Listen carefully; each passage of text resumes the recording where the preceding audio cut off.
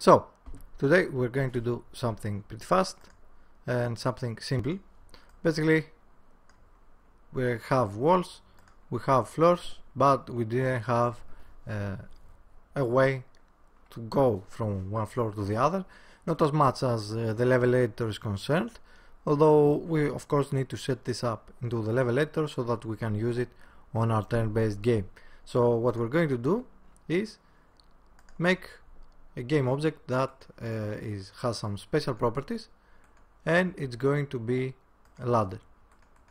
Okay, as far as the logic to place it is concerned, is pretty much the same as the objects, but since this is a special case object and special is used in a different way, and we need to know the different way, well, we basically need a little bit more info when we actually load from one grid to the other.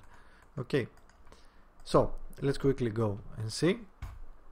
What we're going to need is, of course, a prefab, which we're going to call ladder prefab. Now, the two things you need to keep in mind, of course, this has to do with the visual part of our ladder. Okay, the center of the ladder is over here, but the actual model is offsetted, and at this case is offsetted on the Z in a little bit, not this one. Okay, the object, the child object, is offsetted a bit on the Z axis. Now, on this script, on this prefab, we also have a script called level ladder, which we're going to save our references X, Z and Y, a new direction which we're going to use, a new enum, which north, south, east or west, okay, and a function that rotates the actual ladder based on the direction we're using. Now, if you are to rotate on the north, okay, just use the quaternion dent, since it looks by default it looks towards the vector thread dot forward. Okay, it looks to the north by default.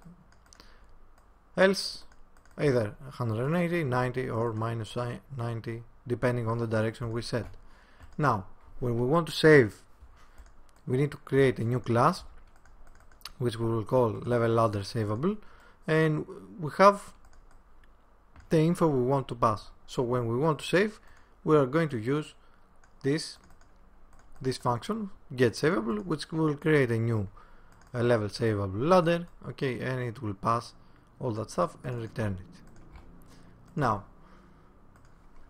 on our canvas, let me delete that. Now you need to make this a prefab, and you also need to drop it inside the resources folder. On our canvas, on our wall menu, on our wall creator menu, on our sub menu, where we have pretty much the buttons are here, are not procedurally created, okay, they are set up by us from the start. So just duplicate the button, one of the other buttons, and change the name. And you need to delete this wall UI button for the ladder, and we're going to see a new script which is called ladder UI icon. Okay, of course it's namespace of level editor, and what it does is, when you are clicking the button, which you will have to also assign on click over here, okay, place ladder, it will go to the level creator, get instance, and say a new boolean which we will add, place ladder to be true. Okay, now we have everything that we need to set from the inspector, from as far as Unity is concerned. Now we need to check our actual code. So we saw our level ladder script, also the prefab. Before I forget, only takes the script level ladder. The level object script, we are adding it when we actually add the actual object. So let's go to our level creator we saw, no, we didn't saw our node, and yeah, let's say our changes we have to do on the node. So basically we need to add stuff, not just change. And what we're going to add is a new class which is going to be called node ladder, which can hold a level ladder object, which will be the ladder object, and also the direction. So for each node we have, for each node that is on my grid down here, okay, I can place 4 walls on the 4 directions. How we know if we have placed a ladder on one direction? We simply have to store all the ladder objects we have on it on our node, and we have to store the direction. So with this class we create this list, and when we want to call a ladder from this list, we use this function. Okay, we pass a direction and it checks if there is another ladder with the same direction. That means we already have placed the same ladder. Okay, that's as far as the node that comes with the level editor is concerned. On our level creator now, we're going to add a new boolean which is going to be called place ladder. We need a game object which is the ladder prefab. This is only the prefab, the ladder indicator, and the ladder indicator properties. That is for the indicator, okay, so that we know where we're going to place a ladder before we actually place one. On start, we get the prefab from the resources, and that's why we have to have the ladder prefab in the resources folder. Okay, the names are case sensitive, so you need to actually have the same name over here as the name of the prefab. We instantiate the ladder indicator. Okay, we do not care about position and all that. We store the properties of the level ladder for the level ladder indicator, and we disable it since we do not need it right now. Let's close this. On update, we're going to have a new function called place ladder, but before we see the place ladder, let's see some additions we need to add on the new ones. Over here we do not need anything. On place objects we do not also need anything. Not this. On delete object, if we have, this is the function called from the UI. So if we have a has object or place ladder true, then close all and start deleting object. Now when we're actually deleting an object, we will take it that when we delete an object or we click on a node, even if it doesn't have an object, but the current node has any entries inside the ladder list, we're going to delete all the ladders placed on that node. Okay, it's easier than doing more checks to see on what side we want to place a ladder. Okay, and instead of doing all that and making it unnecessary complex, okay, we'll just delete all the ladders that are on that node. And to do that, we also need to remove the ladders from the floor, from the list that has all the objects on the floor. Okay, and we destroy that, and we destroy the actual ladder object. And since we destroyed all our entries, we destroyed our previous ladders, then we also need to clear the ladder list from the current node. Now, ladder placement, and before we see the ladder placement, this region, on close all, we also need to add to return false, to make false our place ladder boolean. Now, ladder placement, if we are actually placing a ladder, we need to find the update mouse position. Well, we need to update the mouse position. We need to find the current node. We need to find our world position. We take that from the visualization position of the current node. We enable the ladder indicator, and we also place the ladder indicator on the wall position we have over here.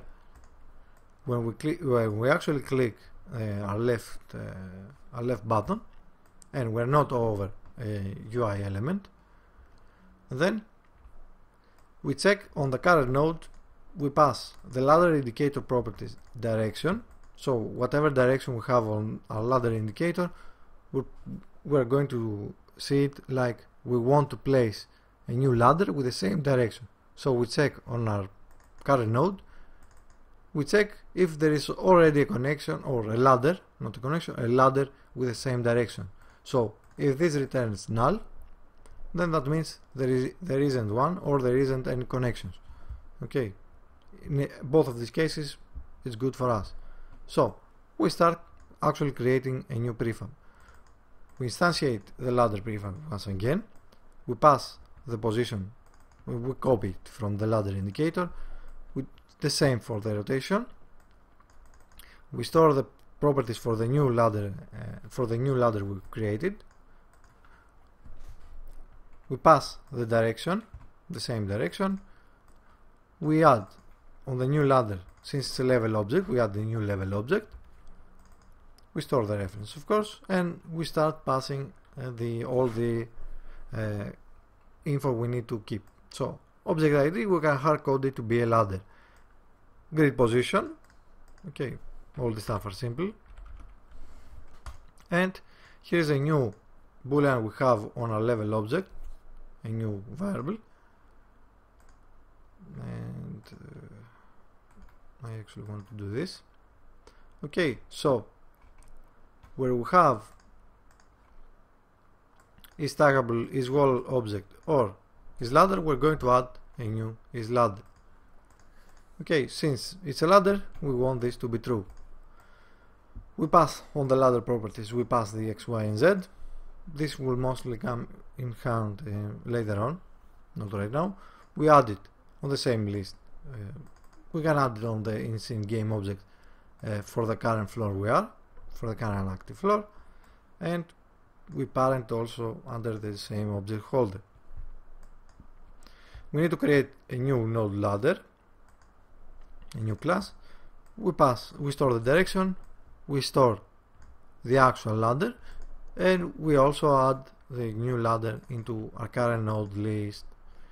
Okay, when we are clicking, and this is how we place the ladder, this is how we rotate the ladder. When we are clicking the right mouse button, we store the integer of the current rotation for our ladder indicator for the direction. Okay, this takes the enum and turns it into an integer. And since we know we have only four positions or 4 directions, if current rotation is lower than this will probably be 3. Okay, lower than 3, that means it's not at the final position, the 4th position. Then add to the current rotation. If it's at 3, then that means that we are at the final rotation, so the next one should be resetted, so it will look again to the north. So we reset the current rotation to be 0. And we change the ladder indicator properties, the direction, with a new current rotation, and we also rotate the ladder indicator. Okay, else close the ladder indicator. This else comes from the place ladder. If this is false, then we only want to hide the ladder indicator, otherwise and all this stuff will not run anymore. So this is how we actually place the ladder, and to place it we also of course need to this doesn't have to do anything with what we're doing now. Menu handler, and yeah, there's nothing new, and the only thing left to actually see right now is the level save and load. So we're going to create a new class which we will call ladder saveable, and we're going to make a list of that class which we will call ladder saveable list. This class is this. It's also serializable, otherwise we won't be able to save it. Okay, ladder saveable, it takes a saveable level object, just like all objects need to have a level object, and it also takes the level ladder saveable, which we saw previously. So on our public class level saveable, we also need to store the list of, well, the ladder list. Okay, close this, close this. When we are actually saving, save level, okay, all these are the same. We've added to clear the ladder saveable list, and for each game object, for each level object we have, we previously only were checking if it was a wall object. We were saving them on our wall object saveable. Now we need to check if it's also stackable or not. If it's stackable, we add it into the stackable level object list, and if it's not a ladder, we add it to the previous level object list we had. If it's a ladder, we need to create a new entry for a ladder saveable. We store the level object with a get saveable level object on our level object.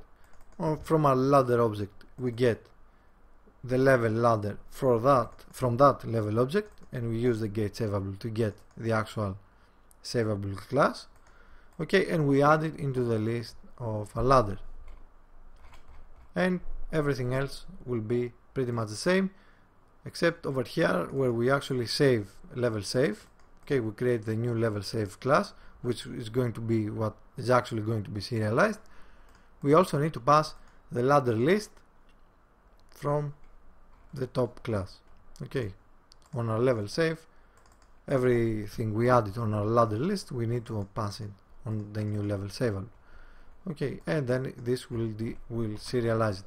Now when we deserialize it, this remains all the same.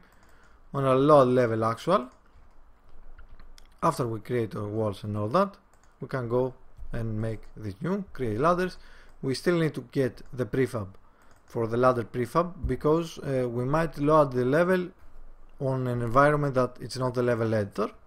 Okay, that means when we are actually playing the game, okay, we need to have a reference to our ladder prefab. So we store it from over here, and we check for every ladder list we have, for every entry we have into our saveable ladder list. Okay, we store this one so that we can get access to it pretty easy. We find the node to place from the level object we have on our saveable ladder or our saveable object. Okay, this is the positions and all that. We instantiate the new ladder prefab on the position of the node. Okay, we do not care about rotation at this point. We add again a new level object to the newly created ladder. We pass the ID, we pass the positions. This is not needed, and we say it's also a ladder.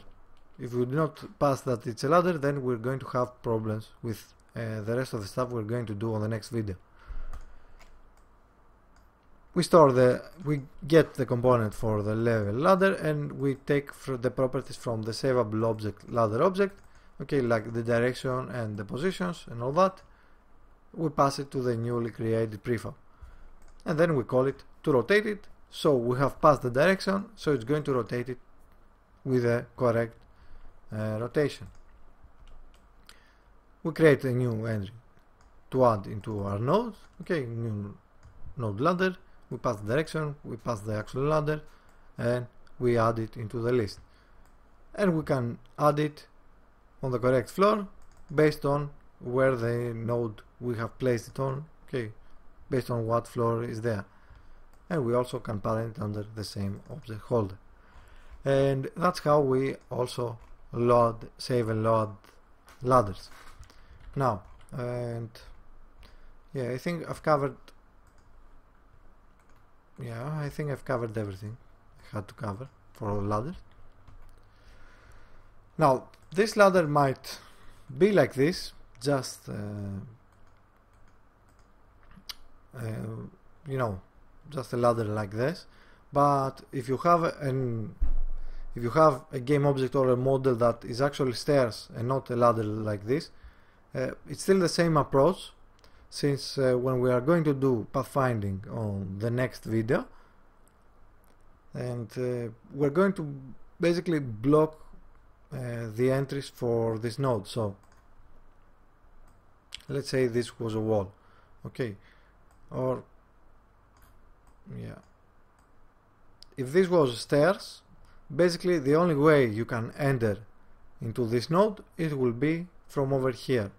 Now, since this isn't stairs, these aren't stairs, we're going to say you can only enter into this node from all directions except these three over here. Okay, so we're going to go over here, and then you can climb onto the node above. So if you want to place a stairs instead of ladders, still the same approach. You just have to add a few more if statements when you're creating a wall, so you basically only can access this node from one entry point. Okay, so that's the stuff I wanted to cover for this video, and this basically is more of a, I have to make this video since it had some stuff to do with the level editor, but I wanted to continue making the advanced pathfinding part 3, where we have multiple floors, movement and all that. So you know what to do. Like, subscribe, and I'll see you next time.